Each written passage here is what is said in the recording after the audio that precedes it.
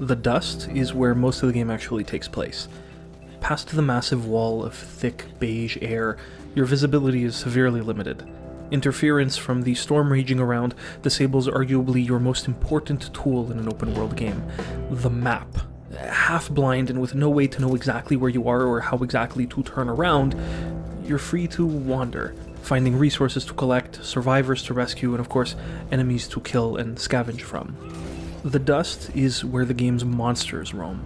These crystalline zombies come in different styles, fulfilling roles common to horror/survival games. You know, one fires projectiles, another moves slowly and explodes, that sort of stuff.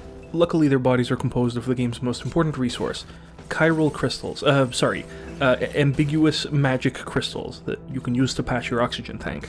See, the moment you step foot into the dust, a clock starts ticking down, your air supply.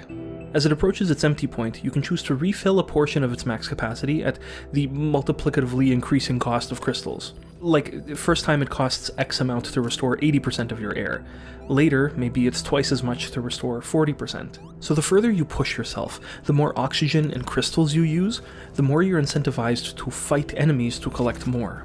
But it's a balancing act. You don't want to expend too much oxygen killing those enemies in the first place, as, unless you've got the moves, it might take longer to fight them than sneak past. Stealth still has its place here. After all, this is a Metal Gear game. The dust is where all the game's salvageables are, and like diving, you can't stay under for too long. You've got to surface every once in a while for air. Okay, now, I'm going to need to shit all over Metal Gear Solid 5 for a sec. Just take a deep breath, it's gonna be fine. Do your cross, sage your room, do whatever you need to do to get ready, just let me empty my bowels here for a sec, okay?